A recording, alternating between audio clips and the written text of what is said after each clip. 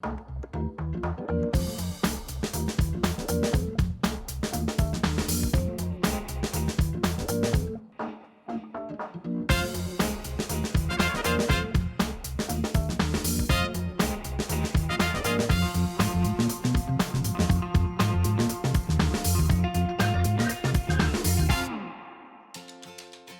week on New Zealand on a Plate, we visit Canterbury with well-known chef Paul Jobin. Hi, Marianne. Where his ingredients come from is important to Paul, so he's taking a trek around the region and visiting some of Canterbury's premier producers. He'll learn some of the secrets to making great salami and then add his own twist with 2 easy entrees. Next, Paul will help feed the deer on a huge farm and then fire up his charcoal burner to create a stunning venison main course. And for dessert, he's back at his workplace on Banks Peninsula, where yogurt panna cotta is on the menu. Yum.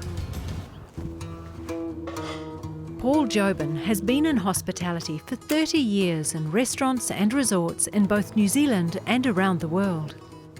Today, he's private chef at Anandale, luxury villa-style accommodation set on a working farm on Banks Peninsula. After looking after a lot of other restaurant kitchens and kind of mentoring chefs, I kind of realised that actually, I miss, stirring the pot and whisking the cream, and I missed being able to be creative and create new food, and I always pride myself on being global and keeping up with trends around the world, and it's really important to me that I live and breathe what others are doing too, and keep up with it.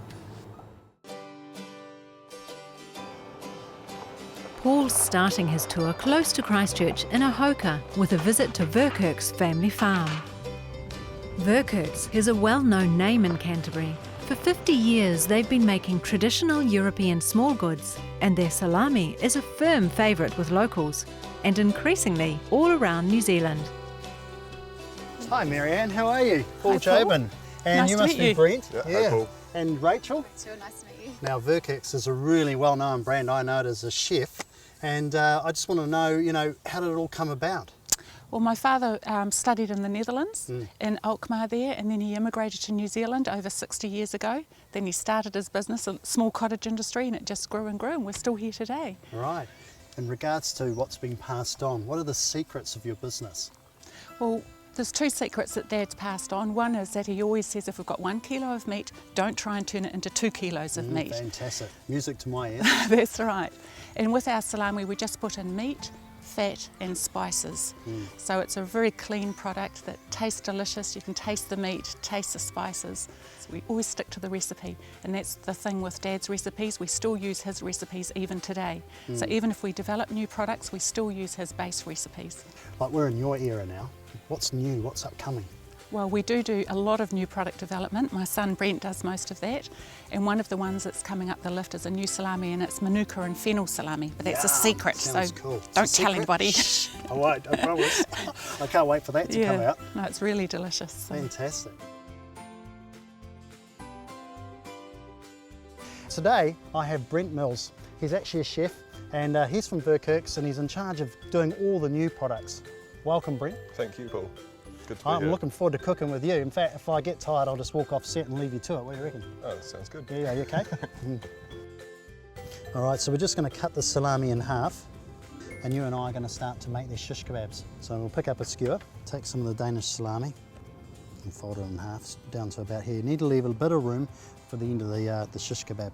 So then red or Spanish onion goes onto here, and then it's a case of just feeding the capsicum on. Then we'll feed on a mushroom, and then you've got a choice of colour here, okay? What's your favourite colour? I'd have to go orange. Oh, I'll put yellow on mine, because mine will be better than yours, so I'll just feed that on there. That's a challenge, by the way. Some sun-dried tomato, put a couple of pieces on, and then we'll feed the olive on. Grab a couple of baby spinach leaves. You keeping up with me? I think so. Oh, good. I think my skewer's even looking better than you. Oh, whatever. And then the cherry tomato goes on the end. All right, and there's the skewer done. Really easy, isn't it? Easy. So what we're going to do here is take some of the sun-dried tomato oil that we've got, and we're just going to drizzle that over the kebabs. So these have been on for about 2 minutes only on the charcoal. And you can see here we're getting this lovely flavour. Can you smell it? It's fantastic, yeah, isn't it, Brent? smells amazing. Yeah. Now, one of the things we're going to do is we're going to actually baste this with a little bit of cider, apple cider. And this is going to create a little bit of flare back, so we're going to get all that cider come oozing back through the kebabs. Ooh, look at that, Smells it's beautiful, great. eh? So we're going to get the pinchos on now, okay? Really, really important. So we're just going to open up the chorizo salami. So we're just going to lightly grill it over the charcoal. Meanwhile, I'm actually going to make the salsa. So we're going to start by using green apples, and then we're just going to cut it into slices, and then we're going to cut it into sticks, and then into dice. So why are you using green apples here, Paul? There's a lot of acidity in the green apples, and you need that to be able to counteract with the spiciness of the chorizo. Just tames the salami back a little bit, even though you want those flavours to come through. Okay, so from here what we're going to do is we're going to grate some ginger. If we just put all raw ginger in, all you'll get is this sort of gingery aftertaste. We just use half the amount of ginger, and then we put in some crystallised ginger. And then we've got some ginger syrup as well that's going to go in. So around about a tablespoon or so into there. And then lemon juice, a couple of limes. There's actually 4 limes juiced in here, but only 2 limes have been zested. And this particular one will need a little bit of salt going in there. So the very last thing we're going to do now is the ciabatta bread. Okay, so what you're going to do is put the lemon zest olivado onto here. Look at that, I just wanted to see if you still had the skills. Still there. Coat the bread in the oil on both sides, and then we're going to get it onto the barbecue. So we're ready to plate up now, Brent, okay? Teach you a little trick. Take some rosemary and you lightly fry it in olive oil, and then when it comes out just hit it with a little sea salt, and so you get this lovely little fragrant crispy garnish. So there you go, we've got some shish kebabs made with Danish salami from Verkerk's, and then alongside is the pinchos, little grilled bread with that lovely lemon zesty olive oil, and chorizo salami, a little tang of the apple and ginger, and there's 2 fantastic dishes that'll keep you happy at home.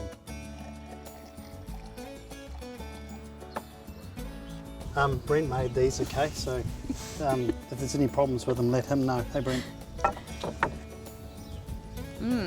That Danish salami is great grilled. Yeah? Comes together really well. You've outdone yourself. Delicious. Cheers to Verkerk's and their wonderful salami. And you're not a bad chef, so just keep at it, eh? Not too bad yourself either, Paul. Thanks, mate.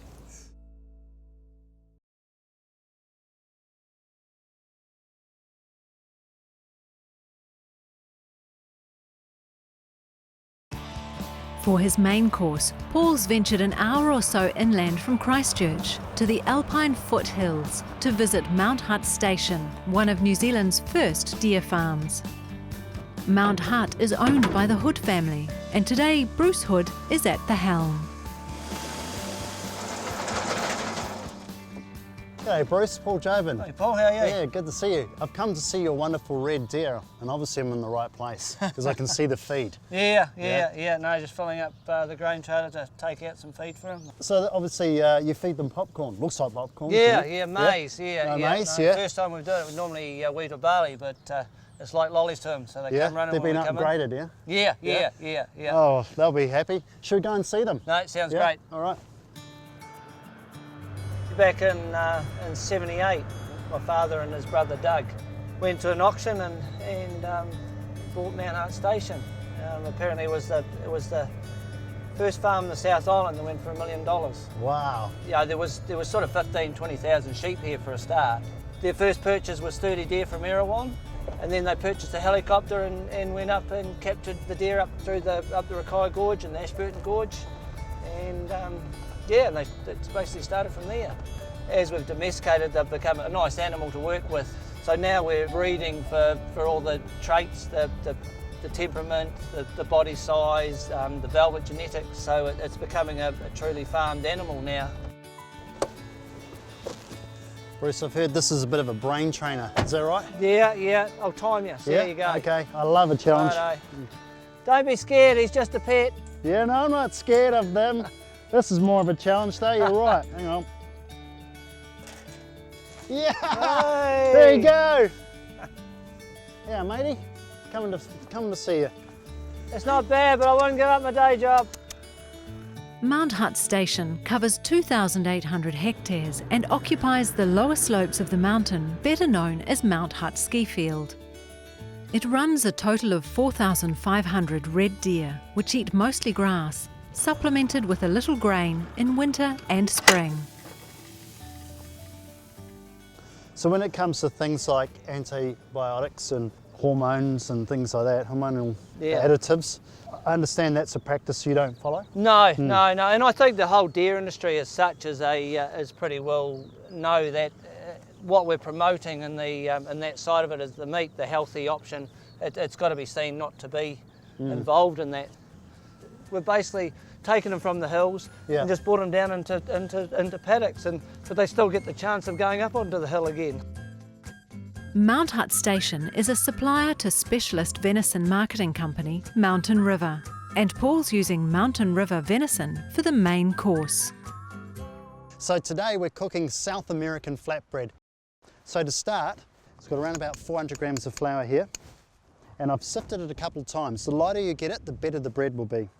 Okay, and then we're going to add the polenta, and then we're going to make a well in the middle. Okay, next goes in the buttermilk. We've got some boiled water, and we're just going to put it into there. Now it's just a case of mixing it around and bringing it to a dough. There we go, I'm going to put this away for an hour. If there's a lot of moisture on the protein or on the venison, that will turn to steam before it starts to seal and caramelise, so we just want to take that moisture off. So we're going to cut this into 4 portions. We just take our knife and we trim off the sharp edges. I'm going to cut off this tail end piece here that's a lot thinner, and all I'm doing is looking for something that's going to cook evenly all the way through. I'm just going to take some sea salt and just grind some fresh milled pepper all over, some avocado oil, and then we're just going to roll it through. This is a little Japanese method. When I was an apprentice working in a Japanese restaurant, we were always taught to season the meat with salt, pepper and oil rather than pour a whole lot of oil in the pan. There's Oregon trees lining the driveway, so I've gone and snapped some twigs off, which we've got here, and we're going to go and throw that into our charcoal barbecue. And in the US, the chefs tend to use spruce when they're cooking with venison. I've left the outside with no charcoal at all. And this gives me the ability to be able to move the venison in and out, okay? Venison likes to be nicely and quickly sealed, and then it likes to have a nice delicate hand when it comes to cooking. We're going to give it the smoked honey lacquer, and the easiest way to do it is just to put some avocado oil into the honey, take a pastry brush and just give the two a really good mix. So now the honey's starting to drip down into the Oregon and down into the charcoal. We're getting all that lovely flavour. And just pull it over to the side, and we're just going to let the venison sit. You can see here it's quite spongy. So the next thing we're going to do is we're going to go and get our flatbread. It's been an hour. You can see it's quite dry on the outside, quite moist on the inside. So all we're going to do is fold the dry into the moist. And then we're just going to roll this out. And then we're just going to cut it into even portions. Mould this into a ball, like so. This is just going to allow us to get a really nice disc-shaped flatbread. And you want to go to around about 2 mils thick. Okay, from there, we're going to take a pastry brush and we're going to apply our duck fat. And this is where we add the salt to the dough. And then we're going to roll it up into a cylinder and just pinch it together like so. And we're going to roll it out quite thin. And that's one flatbread done.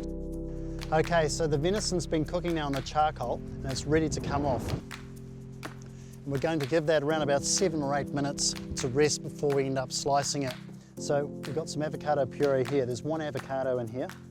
And we're going to take a juice of a lime. Then we're just going to add some sea salt to this.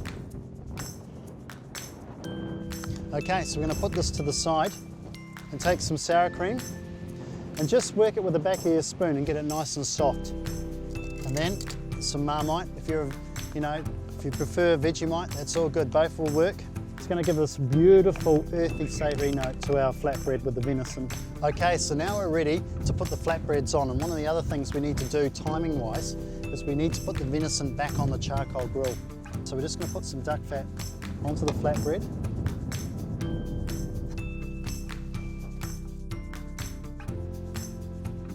There we go. Beautifully cooked venison. And then I've got some pickled cabbage, which you can easily get in the supermarket. Of course, I've made my own. The heart of the celery is lovely and sweet. You wouldn't want to eat the leaves off the outside, they're very bitter. If you put this in, venison loves celery. We need to just give it a little bit of a kick, a little bit of surprise when you tuck in, and to do that we use a little bit of Tabasco chipotle sauce.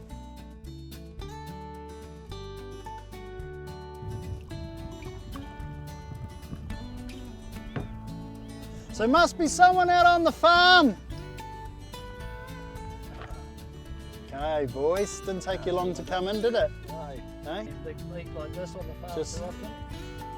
Shall I try a piece? Make sure the chef's up to scratch. So good. Makes worthwhile growing the animals when you get served up like that. Yeah? Yeah. No, Fantastic. can't beat it. Cheers, boys. Cheers. Cheers, Paul. Mm. Cheers, Bree. Cheers. Good work. Yeah. You.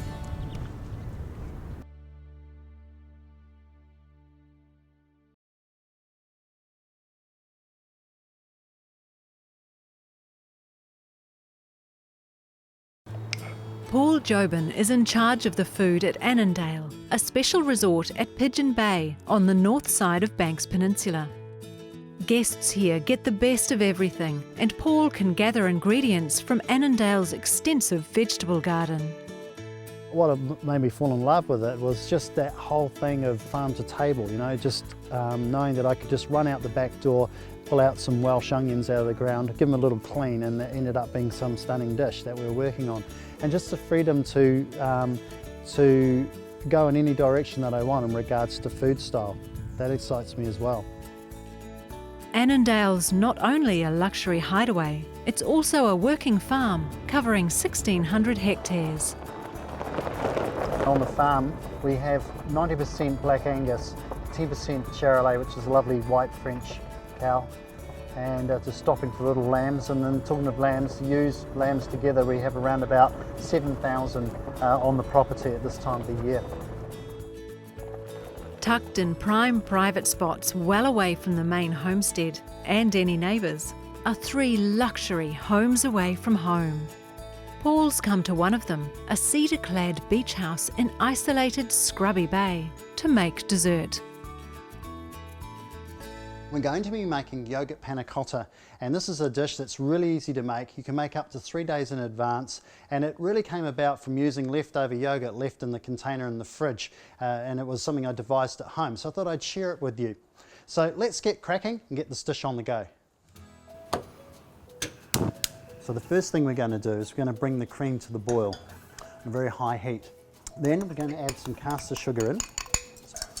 There we go. I'm just going to make sure we pick up all the sugar off the bottom of the pot so it doesn't catch, otherwise it's going to crystallise. I've called it a yogurt panna cotta, but I wanted to introduce you to something that's really cool. These are tonka beans. They come from South America, and the flavour of them is incredible. It's like eating almonds and cherries all in one hit. So we're going to infuse the milk with the tonka bean, and you can smell it. It's very, very aromatic. And you don't need a lot, so we've put in round about, a quarter teaspoon or so into there. Then we're going to add a little bit of salt. It's amazing. If you put salt into caramel or chocolate, it really lifts the profile.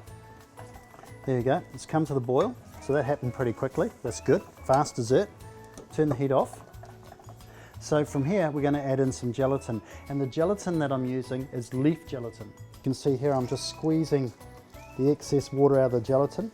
And we're just going to add that into the saucepan, and it's going to dissolve instantly. Just a few stirs and it's done. So we'll spoon the yogurt in. Now this yogurt we're using is Greek yogurt. It's really important that the thicker the yogurt, the better. And just give it a really good whisk. We're just going to pour this through the sieve. So we'll end up with little shavings of tonka bean being left behind. And just try and extract as much of that flavour out of there as possible. So what I've done is I've lined a square mould. I've put a little bit of film of Olivado oil in here on the side of the mould, and then added a little piece of cling film to it so it sticks itself. But you could pour it into little ramekins or little plastic cups. It's quite all right. We call them darioles. You can pour it into there. But I want this nice little square shape, and you'll see why when we plate up. Just get some of the air bubbles out of the panna cotta. There we go. And then we're going to set that in the fridge. It'll take about 3 to 5 hours depending on how cold your fridge is. So I put some sugar into the saucepan. And what we're going to do is just start to mix from the outside in. So all we're doing is moving in the liquid into the solids, and eventually you'll end up with this lovely amber golden caramel, which is what we want. You can see there's a lot of smoke coming out of that. So we pull it off the heat and add in the orange juice. Put it back on the heat. Now you've got this amazing, it's just an incredible flavour. Burnt orange. It reminds me of sort of Middle Eastern food. So what we're going to do now is reduce that orange juice down by half just to concentrate that flavour, and then we're just going to pour in the mango, and we've got our mango coulis. Right, so we're up to the third and final part of this dish. It's about making the milk skin. So we're going to turn 2 elements on, pull the tray across, and you'll see here that I've used quite a wide base pan with the milk in it. That's really, really important. If it's too small and there's a lot of milk in it, you won't get a very good skin because there's so much volume of milk to actually boil. So it's important that we have a light simmer. If it's boiling rapidly, it breaks up the skin that's now starting to form on the surface and balls it back into the milk. And so it'll never happen. And always use full cream milk. Don't use non-fat milk because you'll never get a nice skin. And once we've removed the skin, you can use it up to 2 times more before the milk doesn't generate any more skin. So you must use non-stick paper. Now that's a marvellous thing. So now we're going to put it onto the baking sheet that's been oiled. And then this is going to go into a 100-degree oven, no fan at all, and it's going to take around about 15 minutes. There we go, and up she comes. Invert it, back onto the plate, and just clean up the burnt edges on the outside. So put a little shard of milk skin on. So this is that burnt orange mango coulis that I showed you how to do earlier on. And so we call these Parisian balls. Then some freeze-dried raspberries. All right, then we're going to put in a little bit of freeze-dried chocolate. So lastly, we're going to put on the mint onto here. And that's it, voila. Hi ladies. A little bit of yogurt panna cotta here.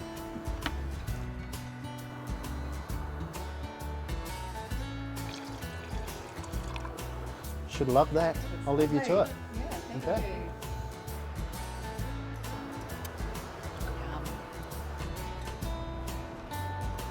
Looks so pretty. Yum.